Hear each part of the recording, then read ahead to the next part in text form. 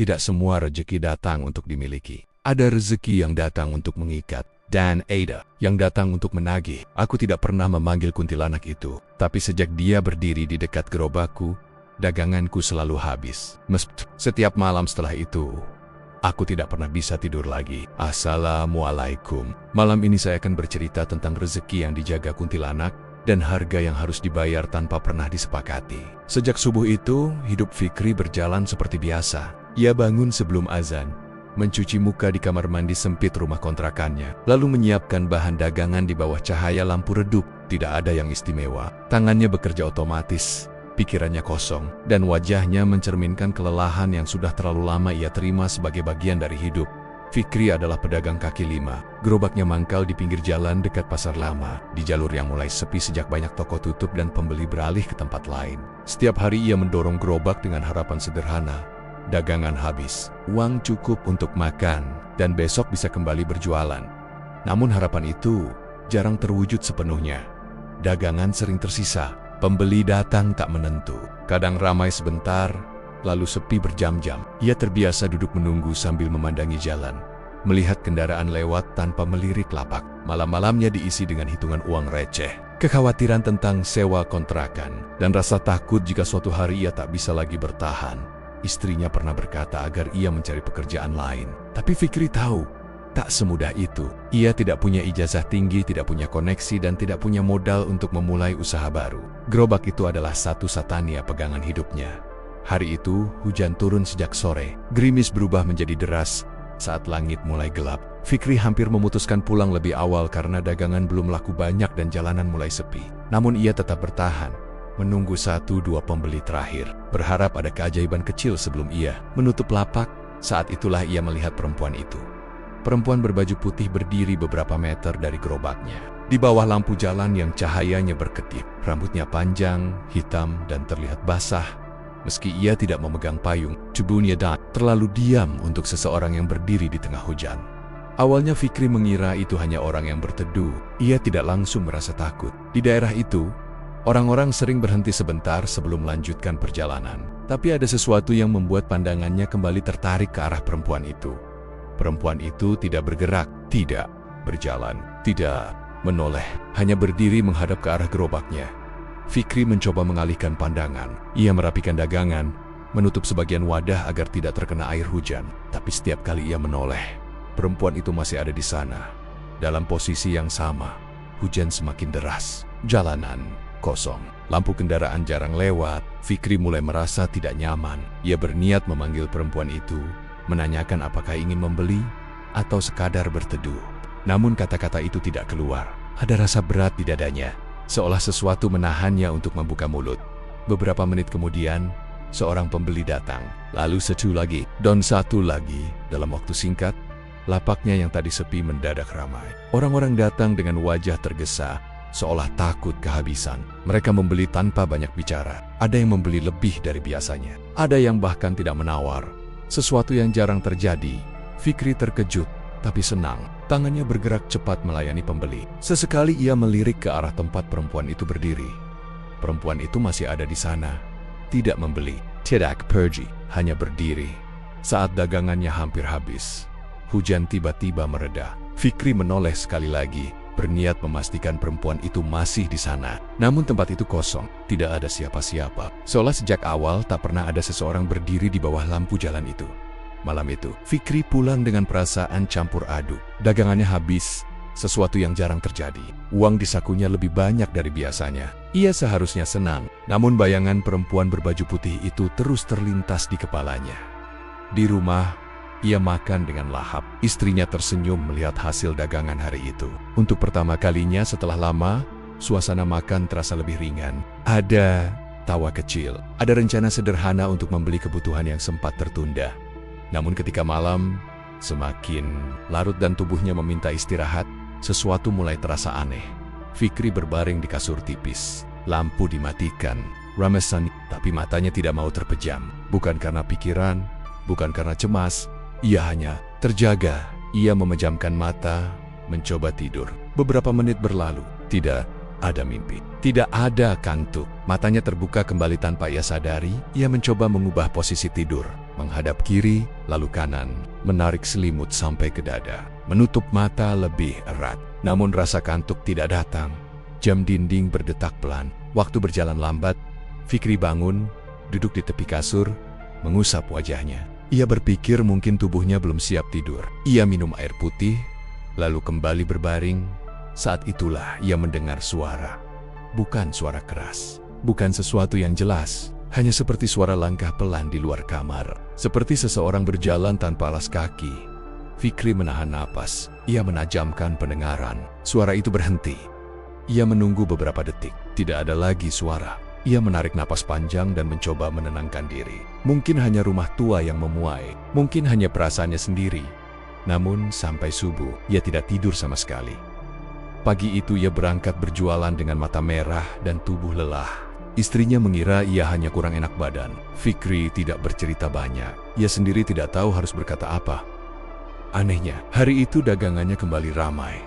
Sejak pagi hingga sore, pembeli datang tanpa henti. Bahkan orang-orang yang biasanya lewat tanpa berhenti tiba-tiba memutuskan membeli. Ada yang berkata dagangannya terasa lebih enak. Ada yang bilang entah kenapa ingin mampir. Fikri mulai merasakan perasaan yang bertentangan.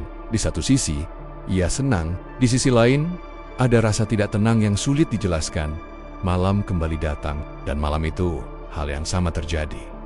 Ia tidak bisa tidur. Bukan sekali, bukan dua kali, tapi malam demi malam, setiap hari dagangannya semakin laris. Setiap malam tidurnya menghilang. Tubuhnya lelah, tapi pikirannya terjaga. Matanya panas, tapi tak mau terpejam. Dan di sela-sela kesunyian malam, ia mulai mendengar hal-hal kecil yang tidak seharusnya ada. Seperti suara napas pelan di sudut ruangan, seperti lantai kayu yang berderit tanpa ada yang berjalan, seperti perasaan sedang diperhatikan, meski ia sendirian. Fikri belum berani mengaitkan semua itu dengan perempuan berbaju putih yang ia lihat malam hujan itu. Ia mencoba berpikir logis. Ia mencoba menganggap ini hanya kelelahan. Namun di suatu malam, saat ia terbangun lagi tanpa pernah tidur, ia melihat bayangan putih di balik pintu kamar. Bayangan itu tidak masuk, tidak bergerak, hanya diam di sana, seolah menunggu. Dan untuk pertama kalinya, Fikri sadar satu hal yang membuat dadanya terasa sesak. Sejak malam hujan itu, hidupnya memang terasa lebih mudah, tapi seolah tidak lagi menjadi miliknya. Dan ia belum tahu bahwa ini baru permulaan. Hari-hari berikutnya berjalan tanpa jeda istirahat bagi Fikri. Tidurnya benar-benar hilang, bukan berkurang. Tubuhnya hanya berbaring. Matanya tertutup sebentar, lalu terbuka kembali seolah ada yang membangunkannya dari dalam kepala. Tidak ada mimpi, tidak ada rasa terlelap. Yang ada hanya waktu yang berjalan pelan dan pikiran yang terus terjaga. Awalnya ia masih mencoba menipu diri sendiri. Ia bilang pada istrinya bahwa mungkin ia hanya kecapekan. Ia minum kopi lebih sedikit, berharap bisa tidur lebih cepat. Ia mandi air hangat sebelum tidur. Ia mematikan lampu lebih awal. Semua cara yang biasa orang lakukan untuk memancing rasa kantuk. Sudah ia coba, tidak satu pun berhasil. Jam dinding selalu ia perhatikan. Pukul 11 malam, 12, 1-2 hingga azan subuh terdengar, ia masih terjaga. Dan anehnya, meski tidak tidur, ia tidak pingsan atau jatuh sakit. Tubuhnya lemah, tapi tetap bisa bergerak. Seolah ada sesuatu yang memaksanya tetap sadar. Pagi hari ia berangkat berjualan dengan wajah kusam. Beberapa pembeli memperhatikan matanya yang merah dan wajahnya yang semakin tirus. Ada yang bertanya apakah ia sakit. Fikri hanya tersenyum dan mengangguk singkat. Ia tidak ingin menjelaskan. Ia sendiri tidak paham apa yang sedang terjadi. Namun lapaknya semakin ramai. Jika sebelumnya dagangannya habis menjelang malam, kini sering habis sebelum maghrib. Bahkan saat hujan turun atau jalanan macet, pembeli tetap datang. Ada yang sengaja memutar jalan. Ada yang baru pertama kali membeli, tapi langsung membeli banyak. Beberapa pembeli mengatakan hal yang sama, dengan nada heran. Mereka bilang seperti ada dorongan kuat untuk mampir ke lapaknya. Seperti kalau tidak berhenti, rasanya ada yang kurang. Fikri mendengarkan sambil tertawa kecil. Tapi di dalam dadanya, ada rasa tidak nyaman yang terus tumbuh. Setiap sore menjelang malam, sebelum lapaknya ramai, Fikri selalu melihat sesuatu di sudut matanya. Sosok putih itu tidak pernah muncul jelas seperti malam hujan pertama. Kadang hanya seperti pantulan di kaca gerobak. Kadang hanya bayangan yang hilang. Saat ia menoleh, namun ia tahu perempuan itu ada. Ia mulai menyadari bahwa kehadiran itu selalu datang sebelum dagangannya ramai. Seolah ada pola yang tidak pernah meleset. Dan setiap malam setelah itu tidurnya kembali diambil. Istrinya mulai curiga. Ia melihat perubahan pada suaminya. Fikri jadi mudah marah. Suaranya meninggi hanya karena hal kecil. Kadang ia duduk melamun terlalu lama. Kadang ia terbangun tengah malam dan berdiri di ruang tamu tanpa tujuan.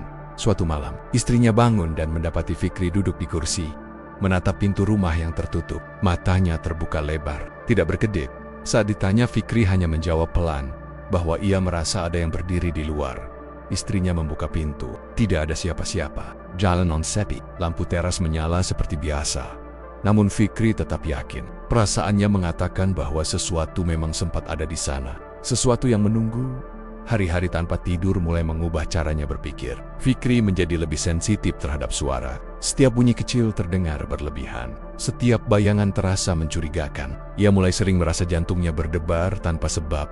Yang paling membuatnya gelisah adalah satu hal. Setiap kali ia mencoba tidur di siang hari, gangguan itu justru semakin kuat. Suatu siang, setelah pulang lebih awal karena dagangan sudah habis, ia memutuskan tidur sebentar. Ia berpikir, mungkin tubuhnya akan menyerah dan tertidur.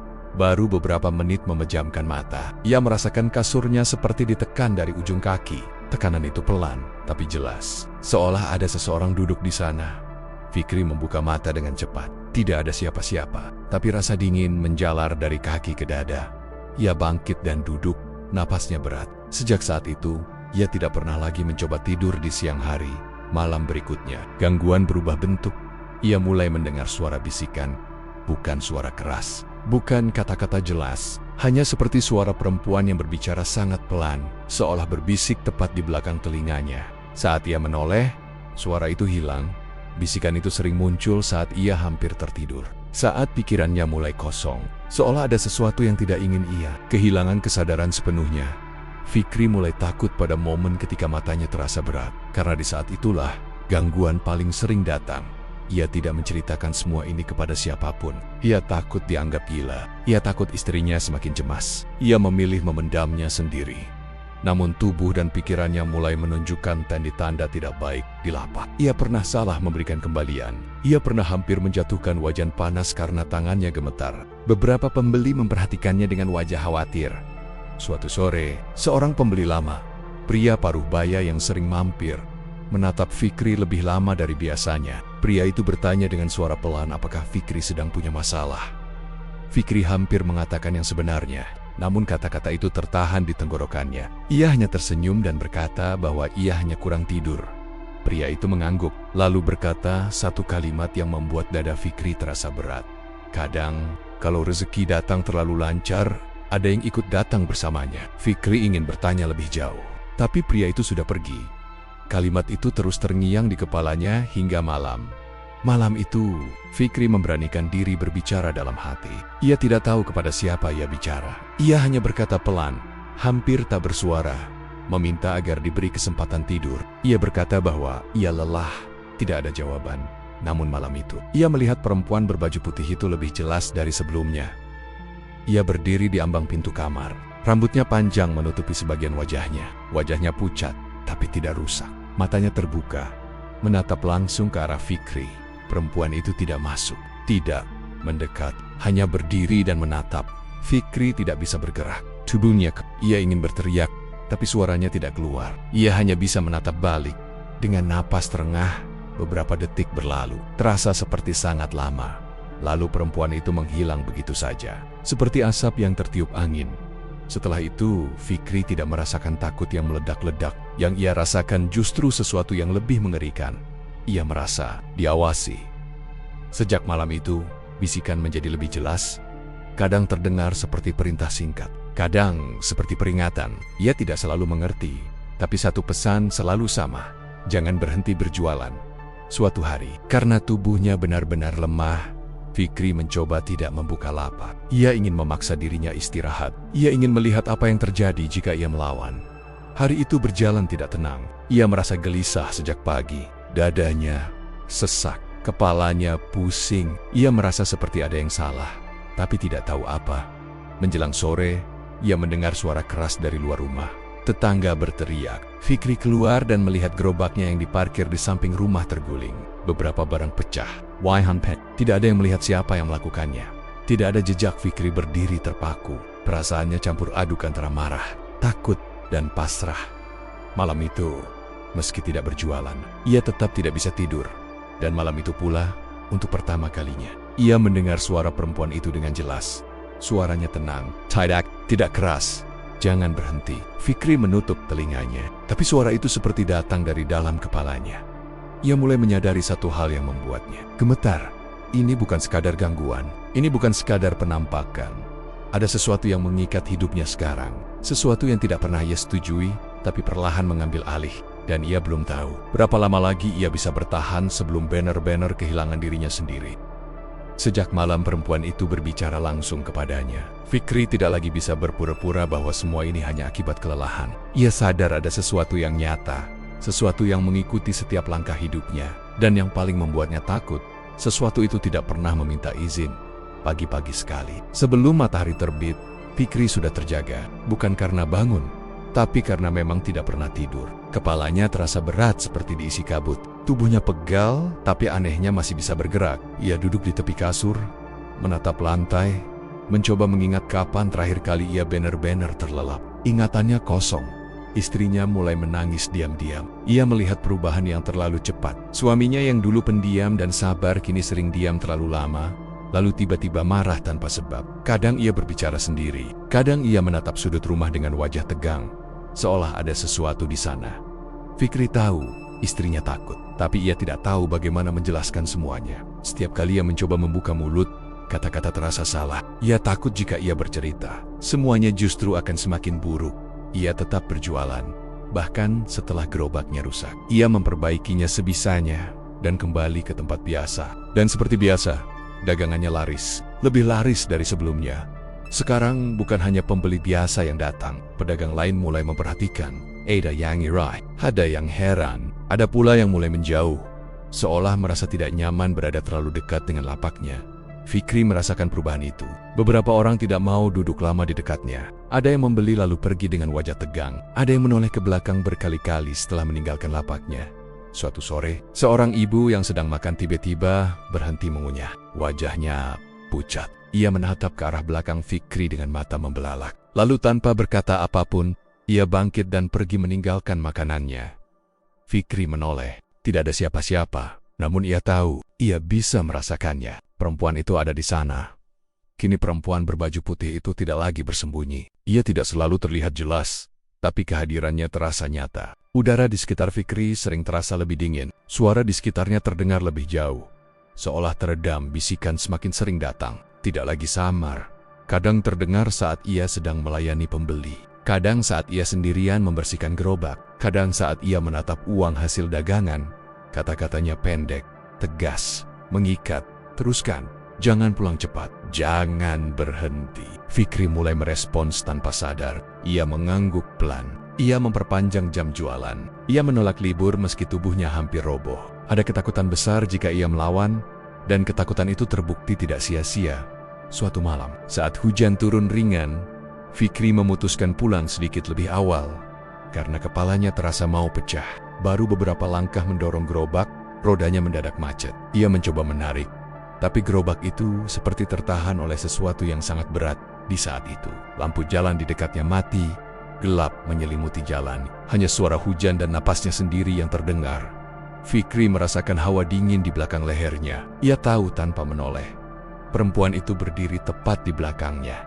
Belum. Suara itu terdengar dekat, terlalu dekat. Lampu jalan menyala kembali. Gerobak bisa bergerak lagi. Fikri pulang dengan tubuh gemetar. Sejak malam itu, ia berhenti mencoba melawan. Ia mengikuti alur yang tidak ia pilih. Ia bangun tanpa tidur, berjualan seharian, pulang dengan tubuh hancur. Lalu kembali terjaga sepanjang malam. Hari dan malam kehilangan batas yang jelas. Kurang tidur mulai merusak pikirannya. Ia sering lupa hal-hal kecil. Kadang lupa menaruh uang. Kadang lupa wajah pembeli yang baru saja pergi. Ia pernah menyebut nama orang yang sudah lama meninggal saat berbicara dengan tetangga yang paling menakutkan. Ia mulai sulit membedakan mana yang nyata dan mana yang tidak. Suatu malam, ia melihat perempuan itu duduk di kursi ruang tamu. Rambutnya menjuntai, tangannya terlipat rapi di pangkuan. Ia menatap lurus ke depan. Fikri berdiri di ambang pintu kamar. Tidak berani mendekat. Ia memanggil istrinya dengan suara pelan. Istrinya keluar kamar dan bertanya, ada apa? Saat istrinya menoleh ke kursi itu, tidak ada siapa-siapa. Namun Fikri masih melihatnya. Perempuan itu menoleh ke arah Fikri dan tersenyum tipis. Itu pertama kalinya ia melihat senyum di wajahnya. Senyum itu bukan ramah, bukan merah, tapi puas. Keesokan harinya, Fikri hampir mencelakai seseorang.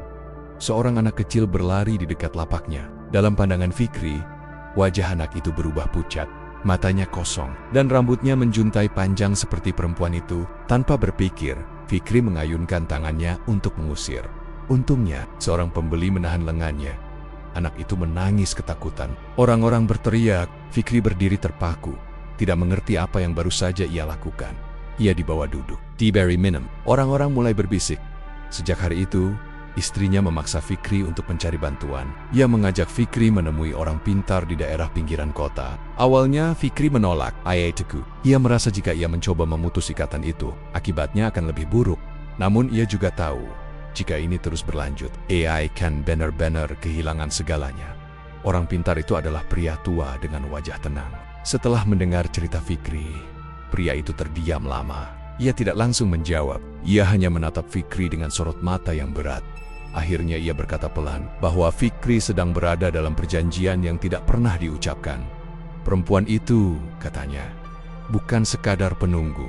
Ia tertarik pada orang-orang yang berada di titik lemah. Ia menawarkan perlindungan dan kelancaran, tapi mengambil sesuatu sebagai gantinya.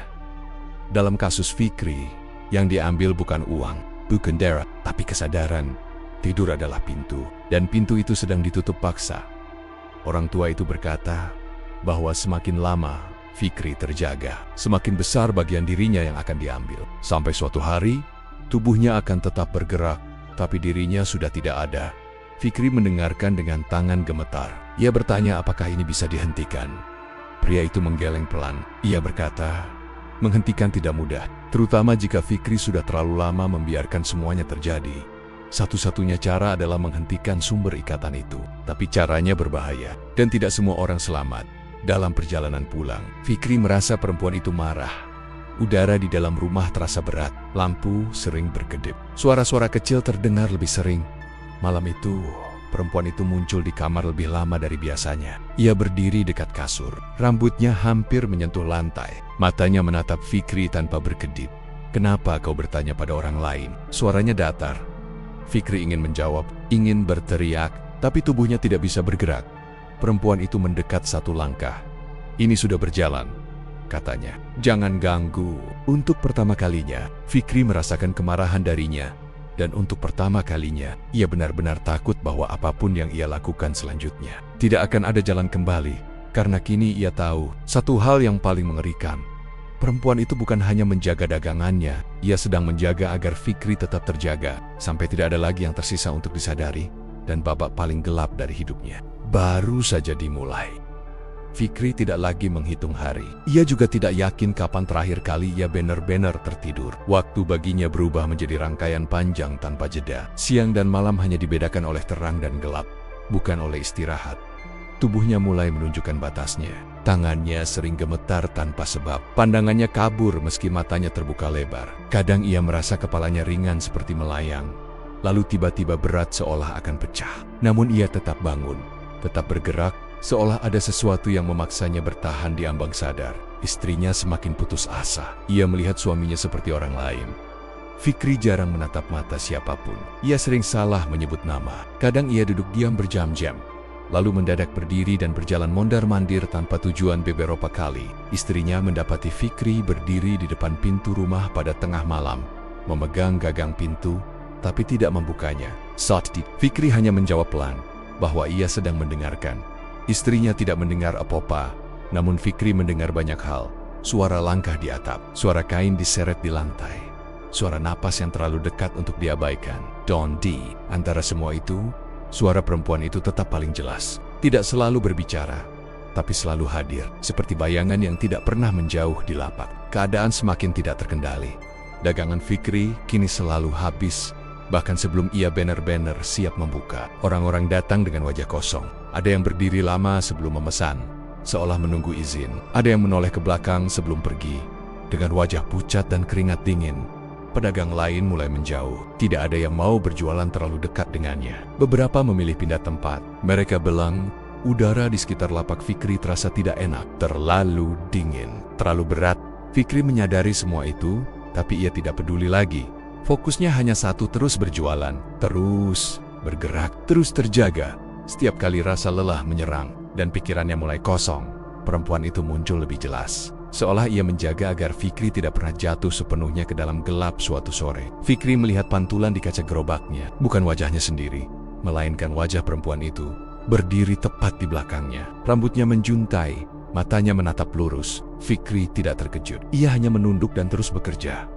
Ia sadar, perlawanan sudah semakin kecil di dalam dirinya. Malam itu, setelah pulang berjualan, Fikri mendapati rumahnya dalam keadaan aneh. Lampu ruang tamu menyala, padahal istrinya yakin sudah mematikannya. Kursi-kursi bergeser dari posisi semula. Udara di dalam rumah terasa dingin meski pintu tertutup rapat. Istrinya menangis dan memohon agar Fikri berhenti berjualan. Ia berkata ia lebih memilih hidup susah daripada kehilangan suaminya. Ia berkata uang tidak ada artinya jika Fikri terus seperti ini. Fikri mendengarkan, tapi kata-kata itu terasa jauh, seperti datang dari ruangan lain. Ia ingin peduli, ia ingin merasa sedih, tapi emosinya seperti terkikis. Yang ia rasakan hanya satu hal, ketakutan jika ia berhenti. Malam itu, Fikri akhirnya jatuh terduduk di lantai kamar. Tubuhnya tidak kuat lagi berdiri. Pandangannya berkunang. Ia berpikir mungkin akhirnya ia akan pingsan. Mungkin akhirnya ia akan tidur. Namun sebelum kesadarannya benar-benar hilang, ia merasakan sesuatu menyentuh bahunya. Dingin, ia mengangkat kepala dan melihat perempuan itu berdiri tepat di depannya. Jarak mereka sangat dekat. Wajahnya pucat, rambutnya menjuntai menutupi sebagian wajah, dan matanya terbuka lebar tanpa berkedip. Belum waktunya, katanya pelan. Fikri menangis untuk pertama kalinya setelah sekian lama. Tangisnya tidak keras, hanya air mata yang mengalir tanpa suara. Ia berkata, ia lelah. Ia berkata ia tidak sanggup lagi. Ia berkata ia ingin tidur. Perempuan itu menatapnya lama.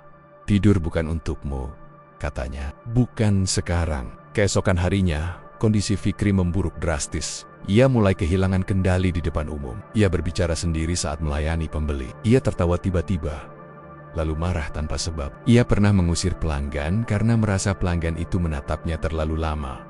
Suatu sore, ia berdiri di tengah lapak dan berteriak agar semua orang pergi. Ia mengatakan ada yang berdiri di antara mereka. Orang-orang panik. Beberapa berlari, beberapa hanya terdiam ketakutan saat mereka menoleh ke arah yang ditunjuk Fikri. Tidak ada siapapun. Setelah kejadian itu, Fikri dibawa pulang oleh istrinya. Ia tidak berjualan hari itu. Untuk pertama kalinya setelah lama, lapaknya kosong. Malam itu menjadi malam paling berat tanpa aktivitas berjualan. Gangguan justru semakin kuat. Suara-suara datang bersamaan. Bisikan tidak lagi pelan. Tawa terdengar dari berbagai sudut rumah. Langkah kaki berjalan mengitari kamar. Perempuan itu muncul berkali-kali. Kadang di pintu, kadang di sudut ruangan. Kadang duduk di lantai, menatap Fikri dari bawah. Ia tidak marah, tidak mengancam. Ia hanya memastikan Fikri tetap terjaga. Istrinya mencoba membacakan doa dengan suara gemetar. Namun setiap kali doa itu dibaca, suara perempuan itu semakin dekat. Lampu berkedip, udara semakin dingin. Fikri akhirnya berteriak agar istrinya berhenti. Ia tidak tahan lagi. Ia sadar satu hal yang sangat menakutkan. Bukan hanya tidurnya yang diambil, bukan hanya tenaganya, tapi kemampuannya untuk bertahan sebagai dirinya sendiri. Ia mulai lupa siapa dirinya sebelum semua ini terjadi. Ia lupa rasanya tidur nyenyak. Ia lupa rasanya bangun dengan pikiran segar. Ia lupa rasanya merasa aman. Malam menjelang subuh, Fikri duduk di ruang tamu dengan mata terbuka lebar. Istrinya tertidur kelelahan di sampingnya. Untuk pertama kalinya, perempuan itu tidak muncul. Keheningan itu justru lebih menakutkan. Saat azan subuh terdengar, Fikri merasa kepalanya sangat ringan. Pandangannya kosong. Ia berdiri perlahan, mengambil jaket, dan berjalan keluar rumah. Istrinya terbangun dan memanggilnya, tapi Fikri tidak menoleh. Ia berjalan menuju gerobaknya.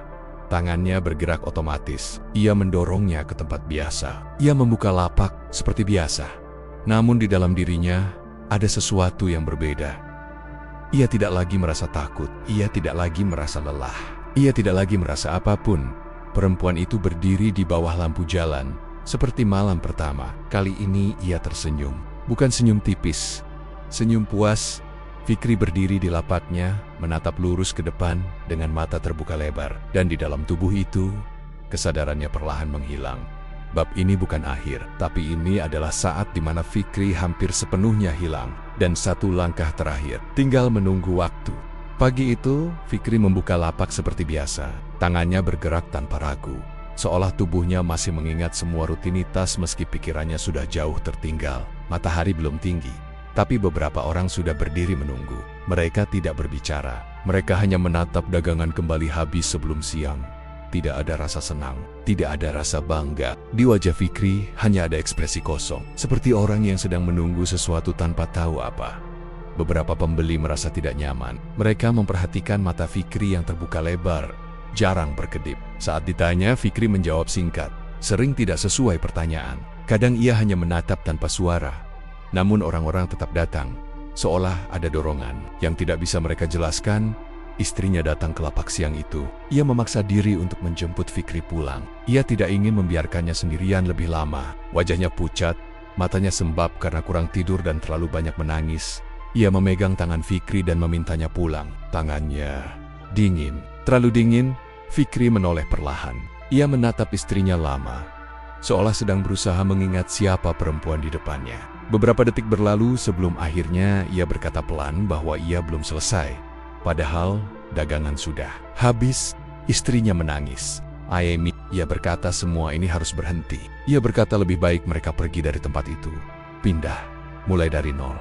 Ia berkata, apapun asalkan Fikri kembali seperti dulu. Perempuan berbaju putih berdiri tidak jauh dari mereka. Kali ini ia terlihat jelas. Rambutnya panjang menjuntai, pakaiannya bersih, wajahnya pucat tanpa luka. Beberapa orang melihat ke arahnya, lalu buru-buru menunduk. Tidak semua bisa melihatnya, tapi cukup banyak yang merasakan kehadirannya. Udara di sekitar lapak terasa berat. Fikri menoleh ke arah perempuan itu. Untuk sesaat, ada kilatan kecil di matanya, seperti sisa kesadaran yang mencoba muncul. Pulang, bisik istrinya sekali lagi. Fikri membuka mulut, seolah ingin menjawab. Namun sebelum kata apapun keluar, suara lain terdengar di kepalanya. Belum, tangannya terlepas dari genggaman istrinya. Istrinya jatuh terduduk. Ia melihat wajah suaminya berubah lagi menjadi kosong. Ia sadar, jika ia terus memaksa, sesuatu yang lebih buruk akan terjadi. Ia pulang dengan langkah berat, meninggalkan Fikri di lapak. Malam itu menjadi malam terakhir. Lampu jalan menyala redup, jalanan sepi. Angin berhembus pelan. Fikri berdiri di depan gerobaknya, meski tidak ada lagi dagangan. Ia tidak berniat menutup lapak. Ia hanya berdiri, menatap jalan kosong. Perempuan itu mendekat. Untuk pertama kalinya sejak semua ini dimulai. Ia berbicara panjang. Ia berkata bahwa Fikri sudah cukup lama terjaga. Ia berkata bahwa tubuhnya sudah siap. Ia berkata bahwa kesadarannya sudah tipis dan mudah diambil. Ia tidak berbicara dengan ancaman. Tidak ada kemarahan. Tidak ada paksaan. Semua terdengar seperti keputusan yang sudah lama dibuat. Fikri mendengarkan tanpa reaksi. Namun di dalam dirinya, sisa-sisa ketakutan mulai muncul. Ia merasakan sesuatu yang hilang selama ini. Keinginan untuk berhenti. Ia berkata pelan bahwa ia ingin tidur. Perempuan itu terdiam. Beberapa detik berlalu. Lampu jalan berkedip. Kau sudah tidur terlalu lama. Jawabnya, akhirnya. Sekarang kau harus terjaga. Fikri menggeleng. Untuk pertama kalinya setelah sekian lama, ia melawan. Ia berkata, ia tidak peduli lagi dengan dagangan. Ia tidak peduli dengan uang. Ia hanya ingin tidur. Ia ingin istirahat. Ia ingin semua ini berakhir. Perempuan itu menatapnya lama. Lalu ia tersenyum. Senyum itu bukan senyum puas kali ini. Senyum itu dingin. Kau terlambat. Udara di sekitar mereka berubah dingin. Jalanan terasa semakin sunyi. Fikri merasakan kepalanya sangat ringan. Pandangannya kabur. Ia berusaha bertahan, tapi tubuhnya mulai goyah. Ia jatuh terduduk di kursi kecil di samping gerobak. Perempuan itu berdiri tepat di depannya. Sanggodek, rambutnya hampir menyentuh wajah Fikri. Terima kasih, katanya pelan. Kau menjaga pintu ini tetap terbuka. Fikri mencoba menjawab, tapi suaranya tidak keluar. Dadanya terasa sesak. Matanya terbuka lebar. Ia berusaha menutupnya, tapi kelopak matanya tidak mau bergerak. Perempuan itu mengangkat tangannya dan menyentuh kening Fikri. Dingin merambat cepat. Di saat itu, Fikri merasakan sesuatu yang aneh. Bukan sakit, tapi seperti beban berat yang akhirnya dilepas. Ia tidak terlelap, ia tidak bermimpi, ia hanya kosong. Pagi harinya, warga menemukan Fikri masih duduk di lapaknya. Gerobaknya rapi, dagangannya lengkap, seolah siap dijual. Namun Fikri tidak bergerak, Matanya terbuka lebar, wajahnya tenang. Tidak ada tanda kekerasan, tidak ada luka, tidak ada darah. Dokter mengatakan ia meninggal karena kelelahan ekstrem. Tubuhnya menyerah setelah terlalu lama tidak tidur. Tidak ada yang berani berkata lebih. Istrinya datang dan menangis di samping jenazah suaminya. Ia menutup mata Fikri dengan tangannya sendiri. Untuk pertama kalinya setelah lama, wajah Fikri terlihat damai. Namun cerita tidak berhenti di sana. Beberapa hari setelah pemakaman, warga menyadari satu hal yang aneh. Gerobak Fikri masih ada. Setiap pagi, seseorang selalu menemukan gerobak itu sudah berada di tempat biasa. Bersih, rapi, dagangan lengkap. Tidak ada yang tahu siapa yang menyiapkannya. Dan yang lebih aneh, dagangan itu selalu habis. Orang-orang datang, membeli, pergi, tidak ada yang menjaga, tidak ada yang melayani. Namun saat mereka meletakkan uang itu selalu menghilang. Beberapa orang mengaku melihat perempuan berbaju putih berdiri di dekat gerobak itu pada malam hari. Tidak berbicara, tidak bergerak, hanya berdiri. Dan setiap kali ada orang yang mencoba menutup atau memindahkan gerobak itu, malamnya orang tersebut mengeluh, tidak bisa tidur. 1 malam, 2 malam, lalu mereka menyerah. Gerobak itu akhirnya dibiarkan. Dan sejak saat itu, warga di sekitar Pasar Lama percaya satu hal. Tidak semua rezeki datang untuk dimiliki. Ada rezeki yang datang untuk mengikat, dan ada yang datang untuk menagih dengan cara yang tidak pernah bisa dibayar kembali. Karena tidak semua yang laris berarti membawa berkah. Cerita ini mungkin sudah selesai, tapi kisah seperti ini tidak pernah benar-benar berakhir. Karena di luar sana, masih ada orang-orang yang rezekinya tiba-tiba lancar, tanpa pernah bertanya, siapa yang sebenarnya sedang membantu. Jika suatu malam kamu terjaga tanpa sebab, atau usahamu tiba-tiba berjalan terlalu mulus, mungkin bukan karena keberuntungan. Sampai jumpa di cerita berikutnya. Dan ingat, tidak semua yang laris membawa berkah.